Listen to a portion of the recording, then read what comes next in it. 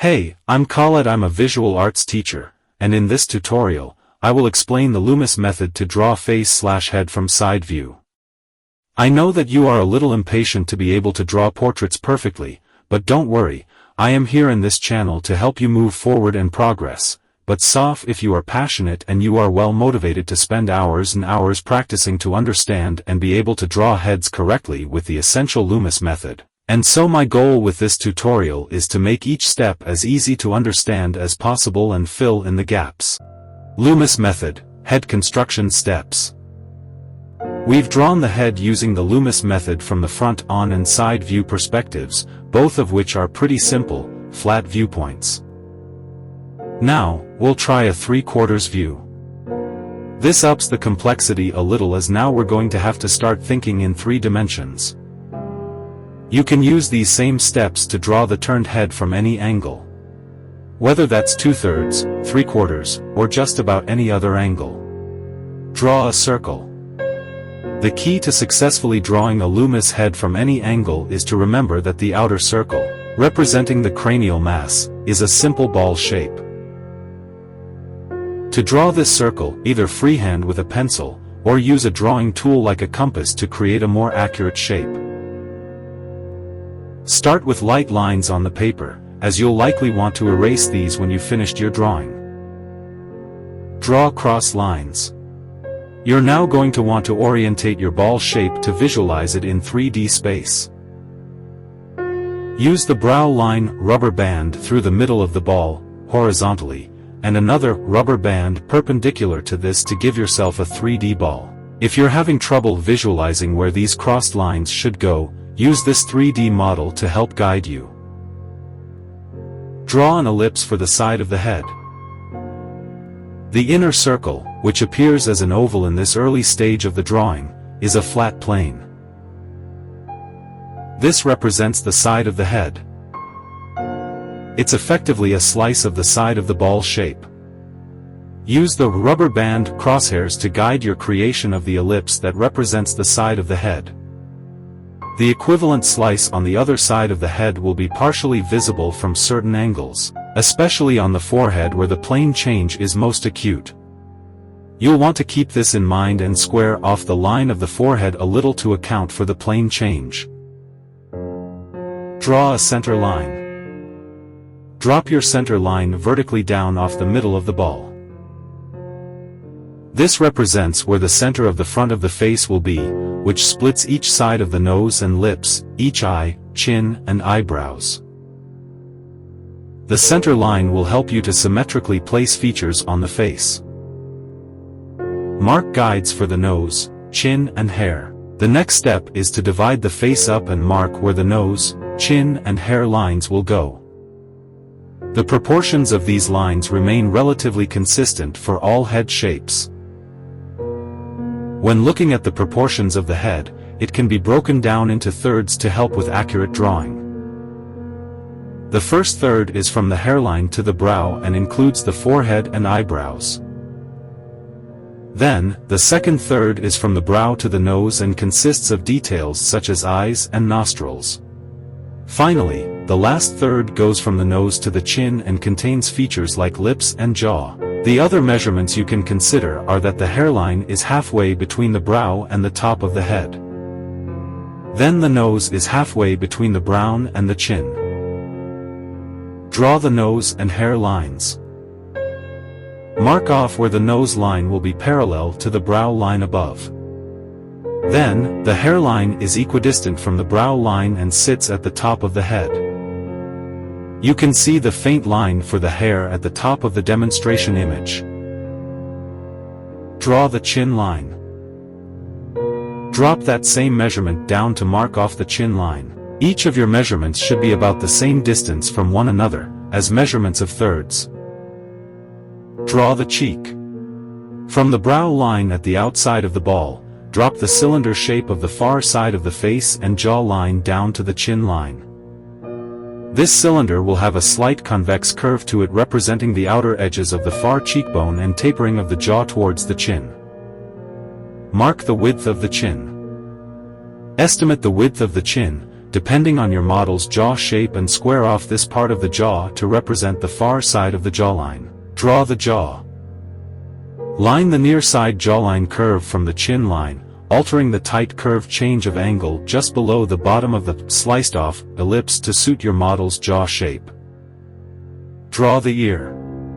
Draw the C curve in the appropriate bottom quadrant of the near side ellipse to represent the ear. Mark the plane of the face. You can now also drop a convex rhythm line from the corner of the near side brow down to the near side corner of the chin to represent the plane change of the full head shape. Constructing the planar eye sockets and brow. Now we need to start sculpting our 3D head. First, we're going to concentrate on the eye sockets and brow ridge. It's easier to conceptualize the eye sockets as a trapezoid-shaped overhang that's inset into the front plane of the face at an approximately 20 to 30 degree angle. We'll then draw a rhythm line from the outer and most inset lower corners of our overhang shape down toward the outer edges of the chin to create the lower part of our eye sockets. Constructing the nose. The nose, especially in a 3D view, can be a complicated beast, so we're going to want to simplify it. As you get more comfortable with the basic geometry of the nose, you'll get a feel for the shape of the nose and be able to estimate where in space it should be. If you're struggling with this, we're essentially going to find the centerline shape of the nose, extrude it equally sideways to create a planar version, then we'll stretch it out at the base to create a more trapezoid shape. We'll also find where it meets the glabella so we can join it up to the brow. The nose center line. First, we'll find the triangular center line of the nose, bringing the top of the line to align roughly with the upper eyelids and inset slightly underneath the overhang of the brow. We'll then bring a line at a change of angle to the center of the brow line to give us the angle of the glabella. Finding the nose width. We'll now draw equidistant points at the ends and along the changes of angle of this centerline to find the outer points of our planar nose. Remembering to account for the slight foreshortening and perspective shift with the points furthest from your viewpoint. Extruding the planar glabella. The glabella will have a trapezoid shape with the upper edge being significantly wider than the lower edge. Extruding the planar nose. The underside of the nose will form a trapezoid shape with it being wider at the base and narrower at the tip of the nose. Connect the lines to create our planar version of the main nose shape. You can now knock this shape back with an eraser, or layers if doing it digitally, and use the guidelines to create a more natural nose shape. Creating a more natural nose shape. We can now use the planar guidelines to indicate the nose bridge, tip and wings of the nostrils. At this stage, I usually suggest the outer line of the bridge of the nose and where it overlaps or merges with the glabella. I'll also round out the underside of the nose with a dip to indicate the top of the nose, then round out and thicken the outside edges of the underside of the nose to suggest the thickness of the nostril wings. Placing the eyeballs. Add in a couple of spheres with center lines inset into the eye socket area to represent the eyeballs. There should be an eyeball's width between the two spheres. The eyelids. Indicate the shape of the upper eyelids wrapping around the sphere shape of the eyeball. Remember that there is some thickness to the eyelid. Using the center lines of the eyeball spheres as a guide, indicate the direction of the pupils and irises with the suggestion of an ellipse.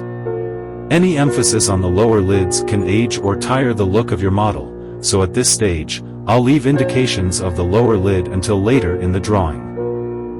The principles for the lower lids are the same as the upper lids though, they wrap around the spherical eyeball shape and the skin has thickness. Constructing the mouth. Remember that the mouth wraps round the muzzle shape of the tooth cylinder. Then, the upper lip protrudes above the lower lip, usually. The central triangle shape of the upper lip locks into and partially in front of the central part of the lower lip. The furthest wing of the upper lip can look quite foreshortened, so you'll want to account for this. A simple line with an upturned curve at the end indicates the lower lip, but pay attention to how the upturned curve is affected by any foreshortening as it can quickly look distorted. Rounding off the eye sockets and brow. I'll now knock back the robotic look of the abrupt planar trapezoid of the eye sockets and round them out at the outer edges. I'll also round off the glabella area and indicate the bony protuberances of the eyebrows. The hair volume. Add in some volume for the hair.